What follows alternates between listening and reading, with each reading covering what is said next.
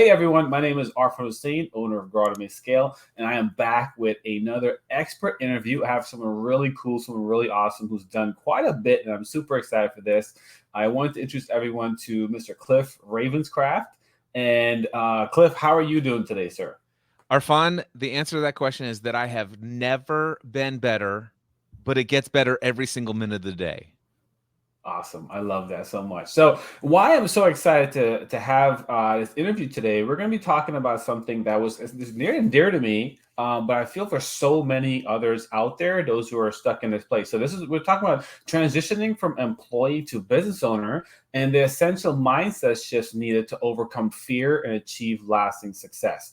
And when I spoke to Cliff, I felt like this is I can't imagine anyone better than to share this topic and to actually share his mindset because he's done this himself in 2008. That's right, 2008, correct? Yes, that's In correct. 2008. So, and along the way, he's generated millions in sales and done many different courses and coaching programs and have really been the gamut as someone you can really look up to as someone who's really done this work and has really an expert level, a master level in this. So, again, thank you so much for being here today. I really appreciate this. I think it's going to be extremely valuable for everyone who's listened to this.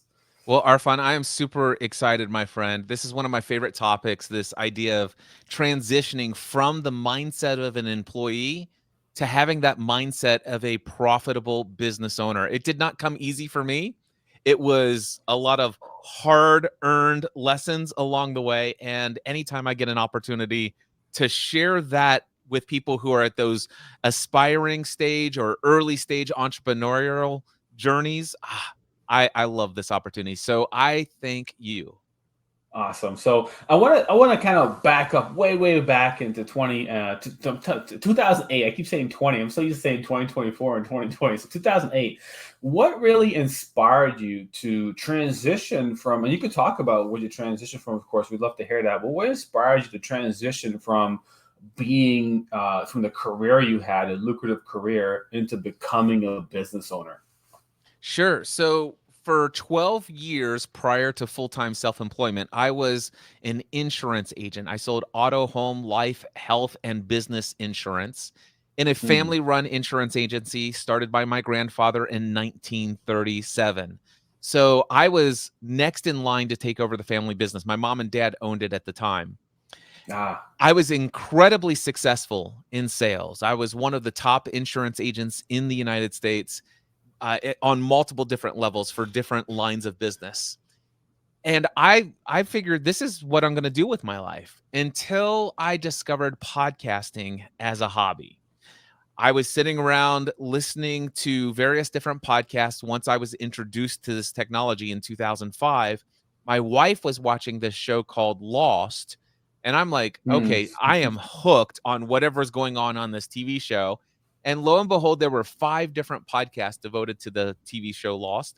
oh, I really? subscribed to all of them, and just like it was just a passion, it was just a hobby, and I began to blog about what I was learning on my blog, and I came up with this theory about what was going on the show based upon everything that I'd seen. I did screen captures, all this other stuff. And after I put that theory together, I thought, this is really good. I think I'm really on to something. So I recorded a 3.5 minute audio file of me summarizing my theory and then putting a link in that audio summary back to my blog. And I submitted that to the Transmission podcast hosted by Ryan and Jen Azawa in Hawaii. Mm, They played my 3.5 minute audio summary in their podcast, which put me out to tens of thousands of listeners. wow. One of those listeners happened to be somebody who was on the editorial team for EW, Entertainment Weekly. And Mm. so Entertainment Weekly went and read my blog, did an article about it, and then proceeded to send millions of people to my website, which caused it to get shut down, bandwidth exceeded, account suspended. Please Yeah. contact the billing department. Wow. That's So awesome. that's how I got introduced to this whole world of online uh, audio podcasting, if you will. And some folks suggested, hey, Cliff, why don't you start your own podcast? And I'm like, okay, I'll start my own podcast. And by the third episode, we had 27,000 subscribers. And now all of a sudden, a guy in Northern Kentucky who most people had never heard of, except for a blog, maybe 300 people around the world with a decade of blogging experience had heard my name. But now tens of thousands. It was Wow. insane.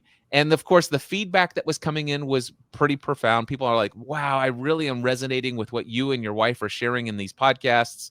We began to create other podcasts to answer questions that people had about family, marriage, parenting, financial planning, just business, all Mm, these different topics. And I had passion. So I just created lots of different podcast shows, and I eventually began to ask myself, man, what would life be like if I could do this for a living instead of yeah. selling insurance? This is far more aligned with what I feel led and inspired and desire to do in the world than the insurance business. And Yeah. I hadn't had any problem with the insurance business until I started podcasting. But once I started podcasting, and it was about 7 or 8 months into it, I began to see insurance, my career as an insurance agent, as profitable as Mhm. it was a distraction from what I most wanted to do in the world. I love that story. I love that story because it speaks so much about just pursuing something that you love, taking a hobby and turning into something that goes beyond that. Now it creates an impact and does so much in the world.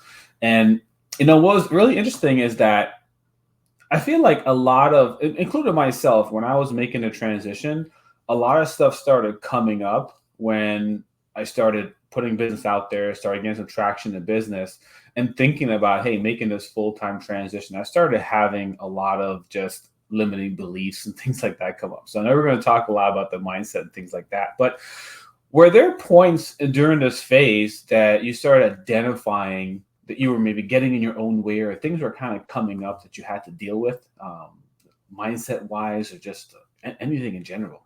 Oh, left and right. First and foremost, I'll never forget the 2 or 3 weeks before I left my job. So I put a 90-day notice in. So I had from 90 days. September. Yeah, I was it was my mom and dad, right? And so and Yeah. I played a pretty critical role in the company. So I gave them a 3-month notice. And during that final few weeks in December of 2007, I'm like, what have I done? This the biggest mistake that I have ever made or will ever make in my life?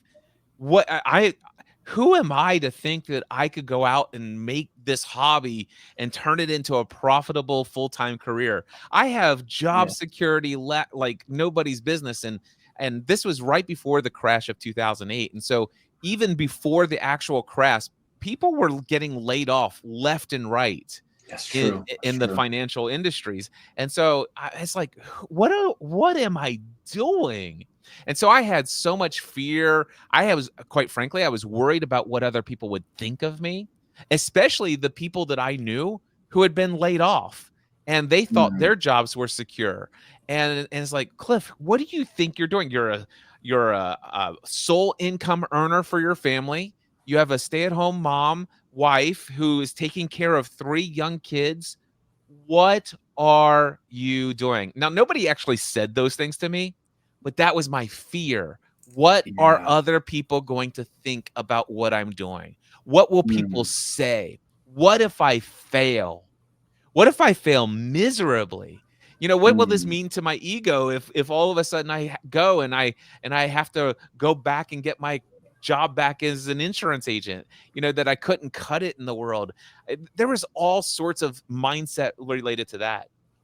Then fast forward past January 2008, now all of a sudden I'm in my first year of business and I'm working myself almost to death. And I'm not saying that with hyperbole. I literally almost died after my first year in business Mm. because of all of the anxiety, the fear, the worry, and the overwork, and my own lack of physical health and fitness activity. So I worked around the clock, 12 to 14 hours a day, 7 days a week for 9 months without a single day off. Woo. During that 9 months, The business was generating revenue, but it was paying for the overhead of the business. Like it Hmm. paid for health insurance for our family because we were self-employed. It paid for the CPA who handled the taxes because who knows how to do that? I certainly didn't. Yeah. And he handles all of those things. And then there was the overhead of subscription services, internet, the tools of the trade. But then there was no money left over each month for the first 9 months to pay me. No money, Mm. zero income for 9 months. Wow. Finally, things were starting to pick up during the last quarter. And I'm like, you know what? I think I'm going to take 1 day a week off. But I had to go to my employer and ask, hey, can I take a day a week off? And my employer says, on one condition. And I'm like, what's that? And he says, well, you've got to make up those hours by adding hours to the other 6 days of the week. And Uh, I'm like, what? By the way, my employer was me, just in case you didn't pick up the sarcasm here. So it was my own limiting belief that says that the only way you're going to do this. So for the final 3 months of the year, I was probably going to bed right around 2 to 4 o'clock in the morning. And I was starting between 6 and 7 o'clock in the morning, and almost no sleep at all. And to celebrate my first year in business, I ended up doing a 24-hour nonstop podcast marathon, recorded 24 podcast episodes in 24 hours, publishing them as I went along the way. And after that was finished, I celebrated with a trip to the hospital where I almost died. I had massive gallbladder attack. I had gallstones everywhere, one stuck in my cystic duct, and it was not looking good. But that was my first year in business, and all of that because of my belief system and my mindset. I was just not prepared to be a business owner. yeah, I want to like my microphone just fell over all of a sudden. I grabbed the cord. So if everyone's telling me got up there, that's what happened. So um, there's so much there that we could look back in hindsight and say, hey, we could look at the mindset, we could look at the shifts needed to make, we can look at like how to do it a little differently. But going through it, it's challenging because we're just kind of swimming against the current and you know just pushing against that. And one of the things that I think a lot of people face when they're going through it without having a wisdom or someone to kind of help guide them along the way is, really looking at like how do they overcome those fears on their own and being able to take those actions to just to continue pushing forward when you're already doing like 9 months 13 14 hours a day. Like any person would just hit burnout and say I'm done, I'm giving up, I'm going back to mom and dad, I'm going back to the insurance company. So I would really love to just dive into now just the mindset shifts that you think are just essential for those people who are really at that transition place where they're ready to go, like they're ready to put their notice in, they're ready to now take the effort, but they don't really know what's going to come, right? They don't really know the actual challenges that are actually going to come. Like that for me, that first initial putting my notice in was those fears of like, what people are gonna think, what's my mom gonna think, like she's raised me to get a good job and to get a good degree and to be secure and be safe and have a steady paycheck. What's she gonna think? She's an immigrant, she worked 3 jobs and she helped to just get me to a certain place. What's she gonna think? What's other people gonna think? What would you say, what's the initial first thing you would say if someone's just they're still working? What's the one mindset thing that they need to start working on right now or start believing in themselves? Sure. So there are two pieces of advice that I want to give before we get into the mindset. But if I'm speaking to somebody who still has the day job and they're ready to quit and go launch this thing, number one, first piece of advice, don't quit your day job. Not just yet. And number two, whatever you do, don't quit your daydream. Mm, Okay. So what I mean by that is don't quit your day job until your daydream is generating revenue. Now, for makes me, sense. when I put my 90-day notice in, I was already earning about $3,000 to $5,000 a month consistently every single month in my online side hustle business. All right, so that's a very important thing. And so even though I was Yes. and that was money that I was making in my free time outside of my normal business hours of an insurance agent. So my thought was, if I'm making $3,000 to $5,000 a month doing this in my free time, obviously if I put my most productive 40 hours a week into this thing, I'm going to see a pretty significant return on that investment. Little did I know that there were some limiting beliefs that were going to be coming my way. But the first thing is I want to make sure that people say, that I tell people, anyone, my advice is make sure you have a good runway. There's a Mhm. reason why I was able to make it in this experience and not give up. Number one, I was incredibly well paid as an insurance agent. I had an incredible savings. My wife and I had become debt free except for our mortgage. We had a big, huge bonus that final year that I was in insurance, and I was able to live without an income for 9 months. Now it wasn't Mm. comfortably, but we did do that. And also, uh, this is a part of my story. I ended up for the final 3 months, or no, not for the final 3 months, for the third quarter of 2008, I ran out of the emergency fund, I ran out of the savings, and I ended up taking, I think it was $12,000 or something like that, or maybe it was I needed 9,000, and I took out $12,000 out of my retirement account. So I had to pay taxes and penalties and Yeah. all that other stuff. But I had the financial means that allowed me to make this leap, and I also had a validated set of products and services. So don't quit your day job until your daydream is producing revenue that you feel like this, and you have some time, and recognize income doesn't just magically just keep continuing to show up. So that's the first thing that I want to say. A couple of things that I will share as far as mindset is concerned. Number one, you have to overcome any limiting belief you have about whether or not you have the ability to sell. I don't care what Mm. your online business is or what your self-employed venture is. If you're an artist, if you're a freelancer, if you do graphic art, whatever, I'm going to tell you right now, you have to understand that you have this new identity. I am a sales and marketing person. Unless you have the money to go hire somebody to do that for you, you're going to need the skill of selling. So, Yes. sure, by all means, go and take your area of genius, your expertise, and go and create that. But make sure that you devote at least minimum 3 to 5 hours a week, every single week, to reading, studying, learning the techniques and skills of sales and marketing, and also make sure that you're putting in about 5 to 10 hours a week in the actual Mm. process of marketing your business. The next thing that is on top of there, the mindset, is the whole idea about money.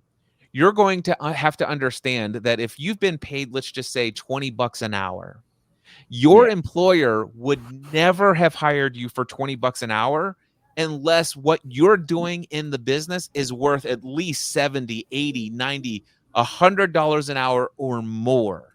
Because as a business owner, you're going to not only pay yourself a paycheck, but you're gonna Yes. and you're probably already familiar with the fact that they take out federal taxes and social security and stuff like that. Yeah. Well, depending on how you're set up, chances are you're gonna have to double that for social security and federal taxes on the employer contribution side. Your employer's been doing it all along. All right. And then you need to think Yeah. about your benefits, such as health insurance and all these other things. And there's overhead and there's all of these expenses. And quite frankly, most people struggle charging what is necessary to actually have a profitable business. And that was Mm. one of my biggest hangups, was just this money mindset. I started out at $50 an hour. And quite frankly, there's just no way you can have a profitable business and be the sole income earner of a family of 5 in my area and make $50 an hour as a full-time self-employed business owner. It just will not work out. It Hmm. is at $50 an hour, no matter how great you are in what it is that you do, you're still going to go month after month after month, making all that's necessary to pay for the benefits, making all that's necessary to pay your CPA and to pay for all your subscription and your internet and buy whatever little ancillary little things here for the overhead of your business. But at $50 an hour, you are not going to be bringing home a It's paycheck. not going to work. Yeah, I love that. That's an excellent tip because I can, I feel like back on my own experience transitioning, and I had a little bit different because it's you were doing it yourself.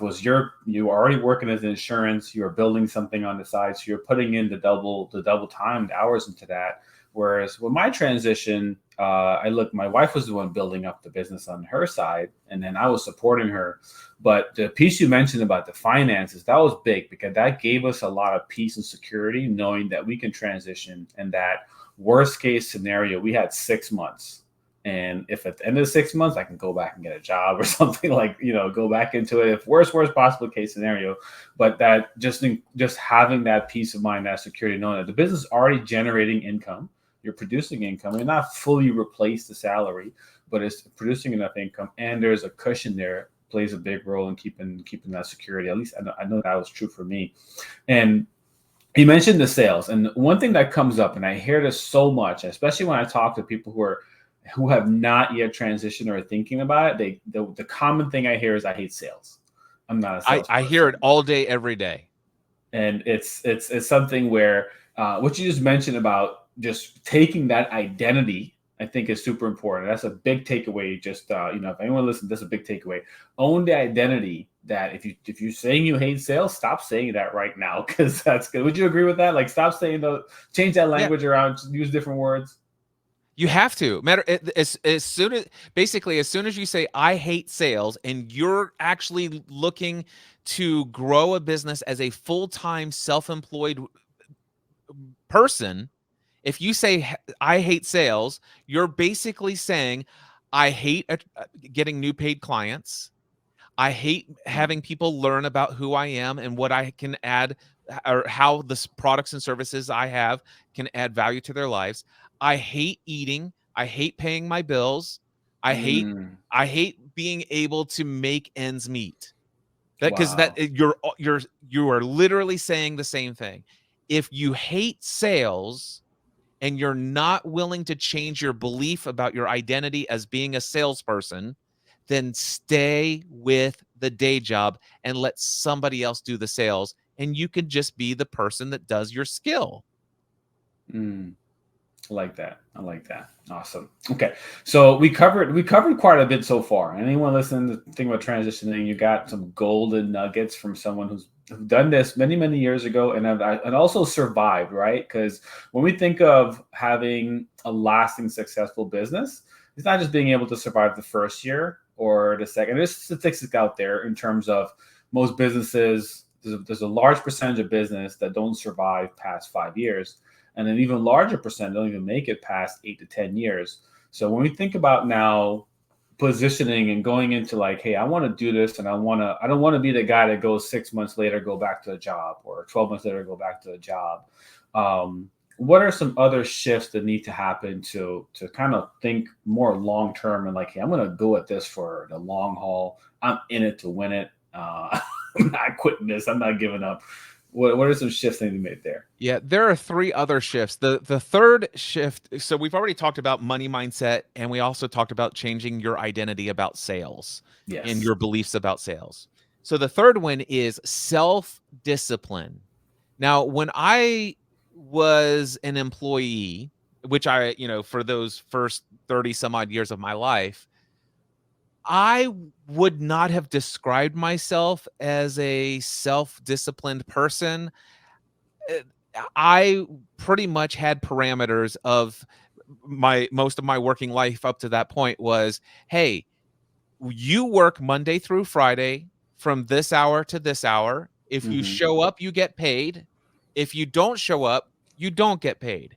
And there was enough pain and pleasure associated. So there was enough pain of the idea of not showing up at Monday at this time and Friday at this Yeah. time. And there was enough pleasure of getting the paycheck if I do it that I just went ahead. That's about as much discipline as I had. You know, it's like I went and I did it. And when I'm there, I might as well do what I'm getting paid to do. So that was my discipline. But when I became full-time self-employed, I will tell you that I had a lack of discipline problem. And what I Hmm. mean by that is I no longer have anybody telling me what time I need to wake up. I no longer had anybody telling me how many hours to work. I never had anybody telling me what I need to focus on, when I need to focus on it, when I need to shift from one thing over to another thing. I had no Yeah. managers giving me any clear direction of exactly how all of this stuff fits together. And so for me, so much of it in the first few weeks and the first few months was, well, gosh, what do I do with all this free time? What wow, I finally get to choose my own schedule. I get to do all this stuff. You know, I'm going to sleep in until 9. And I know that Yeah. I said earlier that I work 12 to 14 hours a day, but there what I'm saying is that I had to get into some discipline, right? And so that was the Hmm. first thing is I need to begin to create some routines.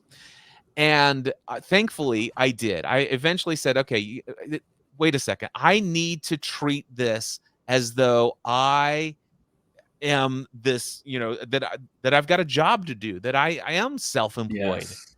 And in a way, I began playing multiple characters in this drama called Self-Employment Journey, and that is I had to play the role of the employer and had to play the role of the employee. And so I had to set down some guidelines like, listen, here's the business hours, here's what we're doing and all this other stuff. And so I had to identify myself into different roles, and needed to put boundaries. It's like, listen, I can't just work in the business. I also need to work on it. So Yes. I need to start limiting the number of hours that I'm coaching people one-on-one so that I can reserve enough time to market my products and services to people who will hire me later. And to do that, I actually need to learn a couple of skills about how to do that effectively using social media and strategies and skills like copywriting. And so I needed to go and take courses, or I needed to listen to podcasts, or I needed to read books, and I needed to study how to do this different type of sales than what I had done as an insurance agent. There's a lot of skills that I needed to develop, but I guess initially my thought was I'm just going to show up, people are going to hire me, and all day every day I just get to do what I love, which is to coach or to get behind a microphone and to just talk. And there was just a lot more self-discipline that was necessary. It's like, listen, I know that I love to do all these things and I could do it all day every day and just be totally fulfilled. But guess what? It doesn't pay the bills. There's other Don't pay the bills. rules. There are other rules that need to be played, and there needs to be balance, and there needs to be routine. There needs to be blocked out time for different categories, and Mm. self-discipline is something that must be mastered. I like that a lot, and I can see a lot of that to my own life too. I know when I probably about 6 months into it, my wife and I sat down, both of us like wrote out every single thing we're doing. I was like, oh, I'm the ads manager. I'm also the funnel builder. I'm the copywriter. I'm doing all these things, and allowed us to really get a lot more involved into like how are we actually managing our time, and also what needs to be delegated after a certain point, because um, I wasn't the strongest copywriter. Needed to educate myself and get into really work on that skill. So I really love that. So self discipline and getting routines in place, and that goes a pretty far way, because like you mentioned, no one's there to tell you what to do, to point a finger in it, or to track your. No one's like tracking your KPIs and telling you, hey, you're not performing, or hey, Arfan, you gotta, you're not closing enough sales, or that or third. It's really all on us, and it really takes that extra layer of self discipline, is what I'm hearing, in order to do that. And one of the biggest things that help with that transition is really like being able to look at the roles you're doing and treat it in a sense of like from a little bit more of an eagle's eye to look down and say, hey, these are the individual roles I'm doing, and to be disciplined and do those things at a realistic level. If you suck at something, say you suck at something, how can I learn and improve that skill versus just willy nilly, not really having any rhyme or reason to the day and putting in a bunch of hours, but maybe the hours aren't maximized to the fullest, or to get the most out of it. And I think that's probably a big shift for a lot of people because I was there too. Once I became out of a job, I thought I was free. And I was free. I took that freedom, but took it to a big level to where I don't have to really do anything today. I can probably just relax and chill. Maybe I don't need to write that email, but really putting that discipline will is what's going to really set up now for long-term success, not just to 6 months or to 12 months, but way further down, the 4 or 5 to 10 years down the road. Am I hearing that correctly? Yep, absolutely. Awesome. So part of that going into it too, right? So we have all these roles, and what ended up happening, I come across in the transition period, a lot of entrepreneurs end up struggling, and this something happened to me, end up struggling with just having a work-life balance and basically facing burnout. So I know you mentioned there was three others, or there's two more now, two more mindset shifts. So where do we go? It's like, again, thinking of all these things, right? And again, thinking long term, what are the other two mindset shifts now that can really help to secure that long term success? Yeah. So the fourth mindset shift is what you believe or think about the importance and the prioritization of self-care. Now, this is something, quite frankly, I gave zero attention to in Not the only one January guilty. 2008. And like I said, my story is I ended up in the hospital and I almost died in January 2009. Mm, So self-care became a very top priority for me following that experience. And so I began to really look into what is self-care. And prior to that, I had beliefs that self-care was kind of selfish, that common. self-care is kind of like, it is like this, nobody should be sitting around resting when there's work to be done, and nobody should be resting when the money's not there to put food on the table. I mean, come on, Yeah. seriously, you've got to just work, and so self-care just was not a thing. However, what I have learned since, if I would have known what I know now about the importance of self-care, if I would have created a routine, and I'm just going to give you something that I think would be realistic for that time, because I'm very familiar with what my life looked like back then. But here's what it could have looked like if I knew about this importance. I could have woke up right around 6 o'clock in the morning. And from 6 o'clock to 7 o'clock in the morning, that could be spent not checking email, not checking Hmm. anything social. Of course, January 2008, there wasn't a ton of social back then Yeah. like there is today. But still, there was social. There was Twitter was out and Facebook was out. But anyway, the first hour of the day, kind of just just sitting back and thinking and reflecting, journaling, prayer, meditation, Yeah. reading something inspirational, and just really sitting down and relaxing and kind of just having a good overall positive vibe to start the day. Don't think about Mm, anything. Don't worry about anything that's coming the rest of the day. I just want the first hour from 6 a.m. to 7 a.m. is all about just sitting here and appreciating the gift of life that I have. So yeah. that's the first thing that I would do. From 7 to 8, I would devote that to some level of person or physical development. So I would go for a walk, go to the gym and work out, get a cardiovascular, do a little strength training, stuff of that nature. If I am traveling to and from the gym, the commute to the gym, I'm going to listen to some sort of professional or personal development material that trains and educates me. But then I'm going to get that workout, and then I'm going to come in and come home by 9 o'clock, right between 9:30. I'm going to start my work day. And that will be the first time I check my email. That's the first time I look at my calendar commitments. That's the first time I Yeah. look at my to-do list. And the other thing that I would do, knowing this, and it kind of ties back into routine, is I'm going to look at everything and I'm say, okay, if, what are the top 1, 2, or 3 things that are the most important things to me for me to accomplish before I go to bed tonight or before I end my workday? And I'm going to prioritize those top 1, 2, or 3 things. And I'm going to understand that if I don't get everything done by, and of course, I'm still going to give myself the 2008, reality of there's a lot of things that need to get done. So Hmm. imagine I'm starting at 9:30. So I'm going to say at 5 o'clock, I need to stop working and have dinner and time with my family. And yes, I might come back and I might work from 7 to 9:30. And but the thing is those are by 10 p.m. I am in bed. And so from 10 p.m. to 6 p.m., I've now got 8 hours of sleep.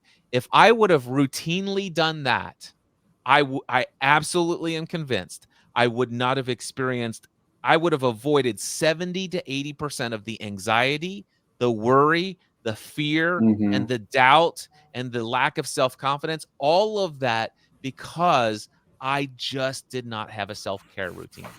I can attest to that will help, because in my own personal experience, about 2 years into my business, it got to the point of like a really great height of success. And both my wife and I, we were doing 70 to 80 hours a week. She's the CEO in the back end, I'm CEO in the front end, also delivering, doing everything.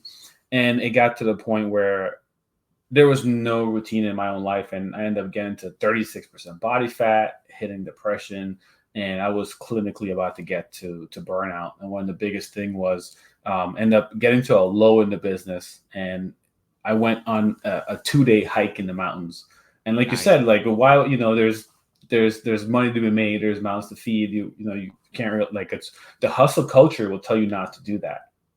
Would say no, you got to get to the grindstone. You can burn out later. You got to get to it. So I can attest for having those simple routines, even if it's not 6 to 7 or seven, like exactly structured like that. Even if it's just something that works well to allow for a calmness and a reduction in anxiety, because those were the things I had to implement in my own life, to get out of that phase where I was like, oh, I'm making a whole bunch of money, but I hate this. Like, I don't really enjoy this at all anymore. So I can attest that is true. What you're saying, right? What Cliff is telling everyone right now is golden. And if you're at a place where you're not there yet in terms of doing 12, 13 hours, or have made that transition yet, and you may have that hustle culture type of mindset, to really switch it now into a self-care, really holistic, taking care of your body, taking care of yourself. The whole airplane analogy, right, where it says to put your oxygen mask on first before you try to help everybody else. And it's hard, it can sound cliche, but it's so true. And from your own experience, I mean, you almost, like, in the hospital, almost died. Like, that's extreme. Mine, I would have probably been there if I continued for another 6 months. I could have seen myself potentially getting there. So I appreciate that. That is golden advice for anyone. And even now, if someone's listening to this, I know a lot of people in my audience who are more tenured, are more seasoned, who passed the 5, 6, 7, 8 years in business, who aren't even giving themselves fully that level of self-care to include it. Now, it's never too late. It's never too late to start doing that. At least I feel that it's never too late to start doing that. Yeah, and it's never too late to get back to it as well. I just want to say that if you once True. had a great self-care routine, but somewhere along the way, you have maybe let that slide, it's not too late to get back at it. Yeah, absolutely. Absolutely. Awesome. Well, I'm loving this so far. I think it's so extremely helpful. And we covered four. So we covered, you're in sales, so shifting that identity, the self-discipline, the routine, really around The money mindset. the money mindset. So those are the four. There's one more you got for us, and I'm love to hear this, because this is It all good so far. this one right here, I would have not succeeded in business. I would have failed and I would have gone back to what was known and what was comfortable without this last one. And that Mm. is upgrade your peer group. Mm. Your life will be the direct reflection of the expectations of the people you spend the most time with. Wow, love that. So prior to being full-time self-employed, most of my time and my peer group was spent with people who are also employed. People who thinks, "Wow, you get paid $50 an hour to do what? That's amazing. How do you do that? How do you sleep at night?" That sounds like you're taking advantage of people. These are people who think that $50 an hour is a lot of money. Whereas if as soon as I started to surround myself with other fellow Cliff, and when I started to actually upgrade my peer group, um, in a pretty drastic way, I was at, let's just say, $150 an hour. And they're like, wait, you do one-on-one coaching and you only charge $150 an hour? What, how do you make ends meet with only charging so that's the difference in the mindset and the conversations Yes. between doing life with other business owners who understand what it takes to run a business, operate a business profitably, versus doing life with employees where the average person is, well, back in 2008, for me, the average person was making, let's just say, $20 to $35 an hour. And Yeah. they just don't understand life at the level of the business owner, the amount of risk that's involved, and all the other things that happen. So for me, that was the biggest game changer. Now, during that first year, I can tell you right now, if I had the peer group that I have today, I probably would have walked away in my first year in business with probably about $100 to $200,000 in personal profit. If Wow. I simply met once a week, every week, with the group of people that I hang out with every week today. But those people were not in my life. I didn't know any of them in 2008. But I Mm. told you that I wouldn't have made it in my first year in business had I not upgraded my peer group, which I did do. There was one person in my life who was full-time self-employed. And Mm. he was the one person who got on a call with me and talked me off the ledge every single time I thought it was time to give it up and go back to insurance. He was the Wow. one person who says, "Cliff, this is normal. This is not, I've, let me tell you, this is just how things work. You've got this. I'm telling you what you've built. There's momentum that's growing.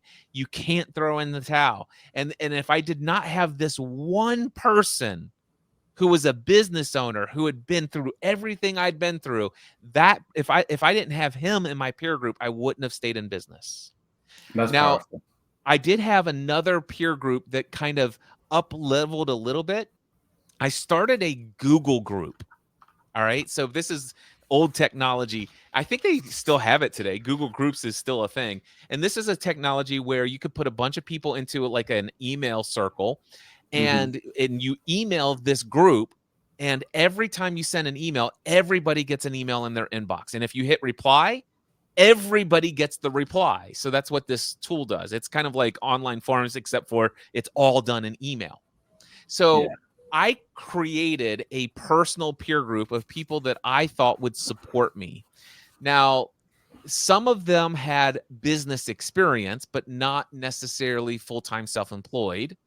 Hmm. And some of them were just very positive-minded people who supported me. But I surrounded myself with a supportive peer group. So people who were not going to question whether or not, what do you think you're doing, right?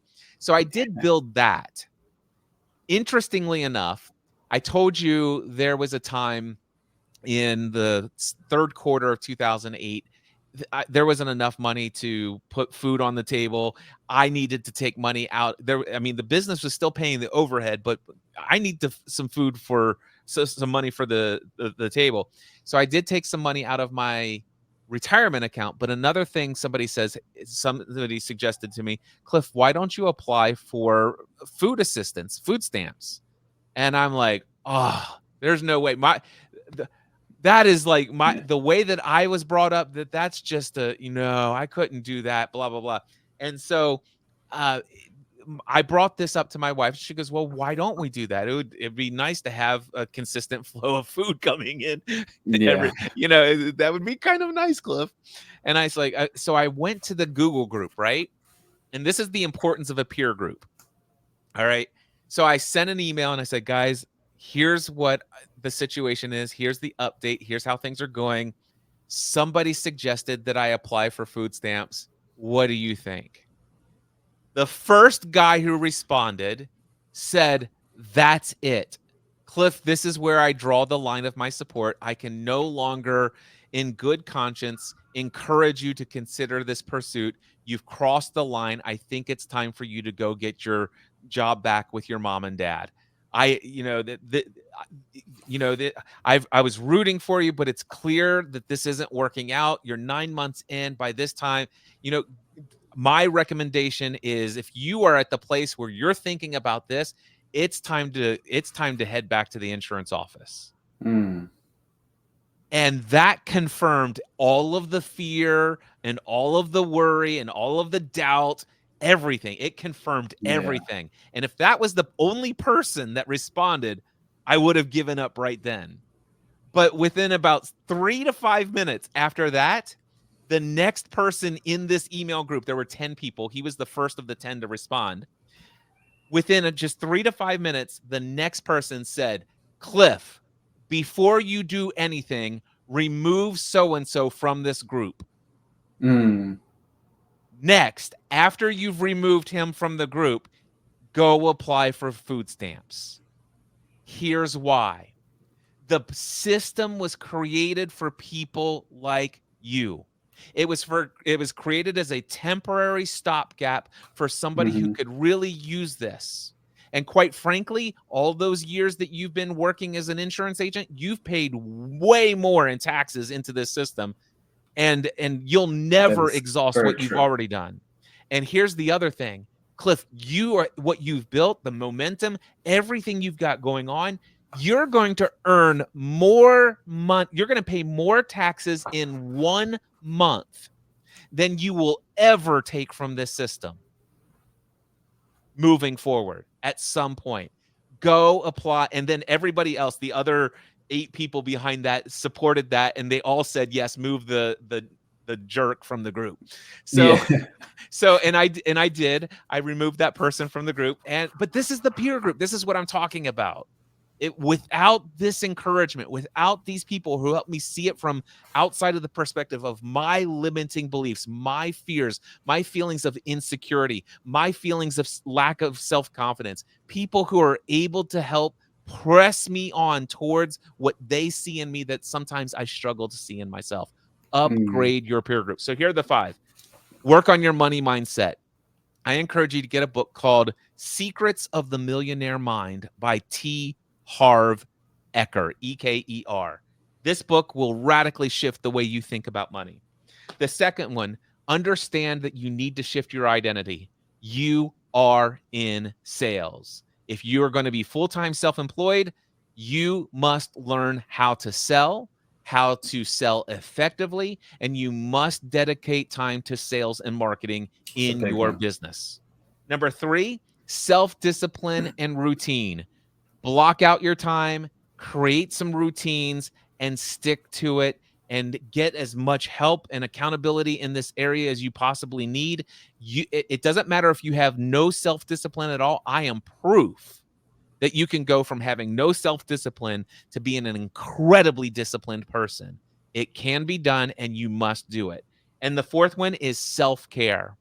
If you do not get yourself into a peaceful, relaxed state on a daily basis, you will consistently be in high beta brainwave states, which is the same as fight or flight. That means that your cortisol levels are going to continue to raise through your body. It's going to allow you to think all sorts of like, I'm going to get really anxious. I'm going to go and do lots of activity. But what you will lack is the ability to communicate with your prefrontal cortex of your brain. Literally every single day you are shut off from the creative thought, the solution focused part of your brain. Every day you must be in a relaxed state. at some point, at least 10, 15 minutes of prayer and meditation and appreciation and a feeling of everything is going well in my life. There's so much to be thankful for. At least 10 to 15 minutes of every day must be in that state for you to succeed. And then number 5, upgrade your peer group. Your life, your business, everything you experience, you will have your life, the quality of everything will be the direct reflection of the people you spend the most time with. I love that. I love all 5 of those. That is amazing. That is awesome. And all of these tips, whether you're transitioning or even in a business, or if you're in a business right now, you think about transitioning into something different, even a lot of this still applies because it's we put our nose to the grindstone, we start going at it, and some of these things can slip from us. But money mindset, like I believe, is a continuous thing. Like I continuously work on my money mindset. The book you mentioned, Secret of Millionaire Mind, T. F. Ecker, I'll put a link of that in the description so everyone can have that for sure. And I want to ask you a few other questions here. Just, I mean, we cover a lot in the mindset, but I would just know, in your opinion, right? How important is resilience on this entrepreneur journey? Like, what advice would you give someone who's potentially like feeling discouraged or overwhelmed by the challenges of running a business? And we know that there are challenges. Well, understand that challenges are great. One of the situations that a lot of people face when they're starting a business is, what if I fail? What if this doesn't work? What if this action item doesn't work? What if this doesn't work? It's wonderful. Every Mm, time you fail, you will learn something new. In fact, what you want to do is you want to create a plan for how you're going to achieve whatever it is that you want to achieve. And just recognize that early off, you don't have enough data to work with to figure out what plan is going to work and what's not going to work. So every time mm, you create a plan and a piece of it fails miserably, you've got new data. So now you've got data of what not to do, what doesn't work, and you can change your approach and evaluate your results over and over again. And you will only learn how to succeed once you've learned so many things about what doesn't work. The people who succeed in life, who are out there living the life of what you think is your dreams, they're living that life because they failed more times than you've ever tried. wow, that's powerful. That's powerful. I think I heard Damon John mention it one time. The reason why he's successful is because he moves from failure to failure faster than anyone else. He's like, Absolutely. I will move from failure to failure faster than you, and that's one of the reasons why he's successful. I think that just what you said just echoes a lot of that. So I love that. One other question. So looking back on your journey, you shared some really amazing mindset thing, and this is like I think this is a big layer of the surface, but there's also more. But what would you say is probably like one of the most significant mindset shifts that you've made that have truly just like transformed your experience as a business owner? The biggest mindset shift that I've ever experienced is the understanding of what a belief is. And I have an Mm, entire opening keynote address of a conference that I used to host called Free the Dream Conference. By the way, you can get this for free at mindsetanswerman.com/free. It's titled All Beliefs Have Consequences. But for me, what I recognized and what I had learned is that everything that I hold as truth is actually just a belief. ah, And most of those beliefs I picked up when I was a kid because of something my mom and dad said, and they picked it up because of something their mom and dad said, and they picked it up mm-hmm, because of or it was my religious leaders of the day, or it was my peers at school, the teachers, and I mean, Arfan, we don't have to go very far to see that there's a lot of people who have a lot of limiting beliefs. yes, true. But when we're 3 years old, 5 years old, 7 years old, we don't have the ability to constructively consider, is what my teacher stating a belief that is limiting? Mm, All right. But our teacher in school, we're taught they're an authority figure. They're here to educate us. They have our best our best interest at heart. And so they tell us something as an absolute truth. Money doesn't go on tree. The harder, you have to work hard to earn your mm-hmm, money. All these things. And you got all of these different statements yeah. coming in, and we've adopted them, and now we believe them. And Everything we experience in our thought life and our emotional life comes from our beliefs. And we're unconscious of most of them. But if once we become conscious of them, we're like, but yeah, it's true. And so the biggest thing that I Mhm. learned, the biggest epiphany was to understand that a belief is nothing more than a thought that I Mm. have a feeling of certainty is true.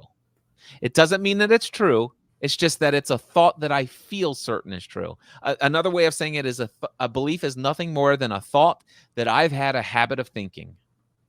That's And as powerful. soon as I learned that, I began to learn the power of questioning everything. Mm. Every belief that I have, I'm willing to question. Wow. That's a big one. I could see how that is there because I've gone through myself. I've gone through life coaching, and part of that life coaching journey, it is really looking at that, like where are thoughts that brings up emotions that end up giving us, that ends up making us do the things that we do to get the results that we get. And when we start looking and questioning, like, wait, is this real? Is it made up? Where did I get this from? And it's extremely powerful. And um, the training you mentioned, can you drop the link one more time? I'll put it in the description, but he says mindsetanswerman.com/free, correct? Yep. Mindsetanswerman.com/free. There's a very big, bold promise that says, give me 60 minutes and I'll literally change your life. And I mean it. It absolutely, you will not be able to experience the same results that you are getting in life that you've been struggling with ever again. You will learn exactly how to change the actions that you take. You'll understand that you cannot change those actions until you change how you think and feel, because how you think and feel determines what actions you're going to take. But you will Mm, never be able to change your habitual thinking and feeling without uncovering what your beliefs are that cause that thinking and feeling in the first place. And in this talk, I'm simply going to teach you 4 things. Number 1, how to discover what beliefs are holding you back. Most people are unaware of 90% of what causes the emotional reactions inside of them. So, number 1, you'll learn exactly how to discover unconscious beliefs. Number 2, you'll be able to discover what was the source of those. And it's important so that you understand they're not yours. You just picked it up from somebody else and collected it, and you've been holding it in your backpack ever since. All right. Number 3, you'll learn how to disassociate from those limiting beliefs. And number 4, and this is very important, you'll need to replace those with empowering alternative beliefs. And I will also, as a bonus, teach you how to condition those new beliefs, because your old beliefs have been conditioned. You need to condition the mm, new empowering alternative beliefs. Once you do this, if you change one belief, you'll never be able to think and feel the same way ever again about that. And when you change how you think and feel, you will act differently. And when you act differently, you will have a different result in life. It is a guarantee your life will never be the same. You can get that talk for free at mindsetanswerman.com/free. By the way, I am a salesperson. I am a marketing person. Within a couple of hours of signing up, you'll get an email that says, did you get what you were promised? And there's an offer in there to buy the full Free the Dream course for $197. Do not buy it. Instead, if you sign up and if you watch the entire opening keynote address and you hit reply to that email with a little link to buy it for $197, if you will mention that you heard this message here today, put free course in the email subject line, email me, cliff@cliffravenscraft.com. I'll give you the full course for free. well, that's very generous of you. I appreciate that so much. And everyone, that again is mindsetanswerman.com/free. And once you get that, a few hours later, you get an email saying it's going to be, did you get what I was promised? Right. Yep. Watch the video, watch it in its entirety. 60 minutes. There's very few people who will give you a free training that can transform your life completely. So take advantage of that and reply to that email and get free access to the full course, because it could be truly transformational. And from our conversation today, you can definitely see Cliff has gone through. He's gone through this. He's not an amateur, a business owner. He's a master business strategist, right? He's a mindset coach, a master mindset coach that's been through the online business journey and understands fully the pains and the challenges and the things that we go through.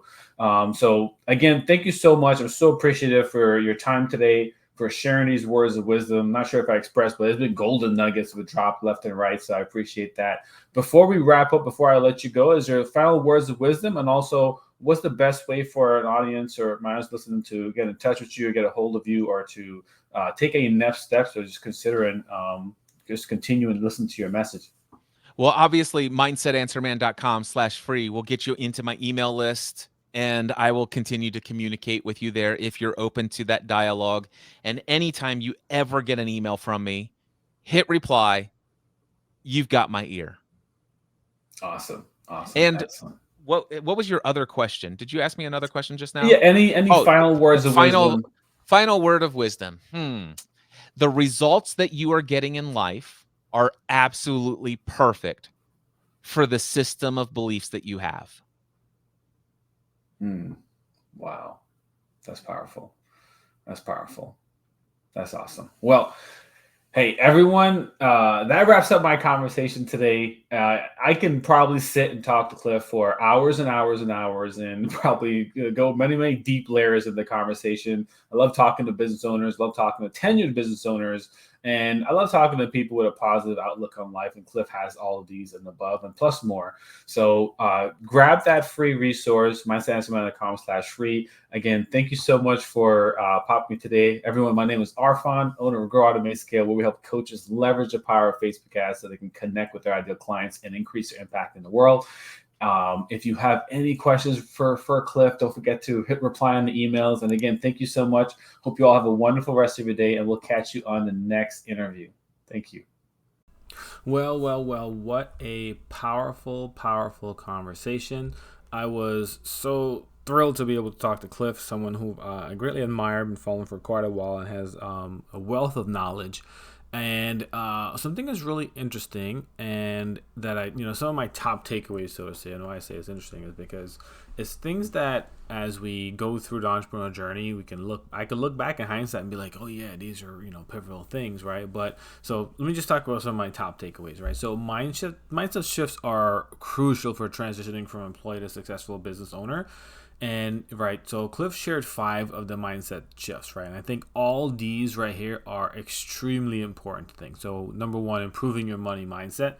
The way you can view money is one of the biggest thing, because coming from a traditional I'm working for somebody type of mindset, what it is that you don't realize that you have a certain mindset, that there's things that come with that, especially the thoughts and beliefs around money and earning money and spending money. So really working on improving that. Definitely checking out lots of resources online. One of my favorite books is Jen Sincero's You're a Badass at Making Money. It's phenomenal. It actually gives you a lot of deep work to do in terms of writing a letter to money and things like that. It's eye-opening. It's like, wow, I actually have a relationship with money. You have a relationship with anything that you do. You have a relationship with the food you eat, but when it comes to money, improving that mindset goes a very, very far way. Embracing a sales identity. You are the marketer, you are a salesperson. And I shared in there, one of the things that we did is that we ended up writing out the roles. What roles am I filling? Because as a business owner, when you first start off, you're filling all the roles, you're doing everything. And it's great for a while, because it's like, hey, I love my business. It's, people say, quote unquote, it's like, hey, this is my baby, and they can do it. But again, it's going to lead to just burnout, kind of really just knocking yourself down. Because it's not sustainable and it's not fully enjoyable, right? But for first, definitely embracing a sales identity. This is the number one thing, because this is what's going to keep you in business, knowing that you're responsible for sales and you are a salesperson, and take away any kind of negative connotations around that. So similar when you talk about, how do I really strengthen my money mindset? How do you strengthen your ability for sales? When you would think of sales, what are the things that come to mind as far as like, hey, I'm just not good at this, I suck at this, because it's gonna It's going to really change a lot for you. Look out for a future episode because we'll be interviewing another guest expert who is awesome at sales, and they really can really change this around for a lot of people, shifting this identity. So we'll talk about that more in a future episode. So stay tuned for that. The next thing is really cultivating self-discipline and routines. It's so important because, you know, we talk a lot about this in the actual interview, but it's one of those things that it can be easily negated as far as like we just kind of wake up and go. And one of the thing too, as being an employee, is that often our day revolves around our job and our work, and we look forward to our day off. My day off is when I'm going to do this. And if you look at like some of those who have good habits, right? Those who grew up as an athlete and now they're working at a job or a business, they have these routines in place that they did as an athlete where their lives didn't revolve around school.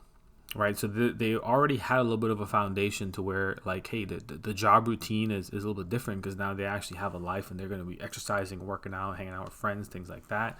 So look at those routines you have. Self-care and is super important. Like, it's not selfish, right? So when self-care is not selfish, is really just putting yourself in a place where it's like, how can I operate at my best, and doing what you need to do to operate at your best. And of course, upgrading your peer group. So one important thing is when it's upgrading your peer group is like Ed Milet says, and some people said a few other like motivational and personal development entrepreneurs and gurus, quote unquote gurus, said this too as well. As like you're the average of the 5 people you hang around with the most. So look and see in your peer group, like how do you need to upgrade your peer group to be around more people that are going to be like-minded, that are going to elevate you, is going to lift you up to being your best too as well. My second top takeaway is that failure is a necessary part of the entrepreneur journey, and successful entrepreneurs fail more times than others have tried, right? So it's one of those things where so Damon John said this one time. I was watching Shark Tank, one of my favorite shows, by the way, and he said that one of the reasons why he's successful is that he has the ability to move from failure to failure to failure, from failure to failure very quickly, meaning that if there's a failure that comes along the way, he is able to get back up very quickly and move again. If another failure comes, he gets back up, because along the way you start hitting all these success milestones, and we all make mistakes along the way. So it's part of the entrepreneur journey, so to say. And again, the resilience is the ability to learn from those failures. So some people like to change their mindset, like, oh, failure is a fallacy, like it doesn't exist. You never fail, you always learn. Right? You either learn and you grow and you succeed. There's never a failure, right? So take that what you will, but it's your own journey. But from our experience, that is part of it, and it's actually something that you can look forward to, because when you build that resilience, eventually come to a point where something big may have happened and you're like, oh, I brushed it off, versus like if something like that happened, it would have totally knocked you off the rails, right? So you start building that resilience up. The final thing I want to say, my takeaway is, our beliefs shape our thoughts, emotions, and actions. So ultimately determining our results in our life, right? So question your limiting beliefs, right? So when I say limiting beliefs, a lot of times as a belief we have and we don't think it's limiting. We don't realize that it's limiting, but it is a limiting belief. So it's sometimes very helpful to really just write out sometimes your beliefs around entrepreneurship, your beliefs around I'll say this. So I was talking to someone who talked about, he's like, he wants to be able to do more for his family, to be able to provide more, to be able to spend more time with his kids. And we're talking about like, well, what entrepreneurship, having a business is the best way to go with that. He's like, he's like, I can't do that. He's like, business, the mentality of a business owner is something that he can't do. I'm like, what do you mean? He's like, it's just that all business owners are shady and they're always going to do whatever they can to take advantage of people. With that belief, he's never going to ever start a business. So, I'm like, where did that even come from? How did you come across that? And what ended up happening when he was a kid, when he was about 8-9 years old, he saw his dad encounter someone that was a business owner and did that. Like, they really just took advantage of his father in a very negative and bad way, and he was there witnessing the whole thing. And then his dad eventually started a business, and he was working with him, and he started seeing that his dad started doing some shady things, right? Some things that were not as ethical, stuff like that. So that was his belief based off of his experience. Now, on the opposite end, I've worked with dozens, probably hundreds of entrepreneurs that are the complete opposite, like very heart-centered, heart-driven, spiritual people who are really trying to do the best they can and really help people out. And I have the complete opposite view. I think one of the greatest goods we can do in this world is use our God-given gifts, talents, and abilities to help others to improve, to be better, whether it's a service or a training or a teaching. So, really write down these beliefs we have, see where they're stemming from, and see, is it true or false? Is it true or false, right? And if it could be true, is it true for you or is it false for you? And work on, really replacing them with more empowering ones that can transform your experience as a business owner, right? So that's it. Those are my top 3 takeaways from this episode. I hope you found it very helpful. Again, my name is Arfan from Grow, Automate, Scale. Don't forget to subscribe to the show. Subscribe on YouTube, follow on your favorite podcast platforms, and if you ever need any support or have any questions, send me an email at arfan@growautomatescale.com, and I'll be personally replying to all my emails. So I look forward to hearing from you. I'd love to also hear what your takeaways were. And with that being said, I will catch you on the next episode.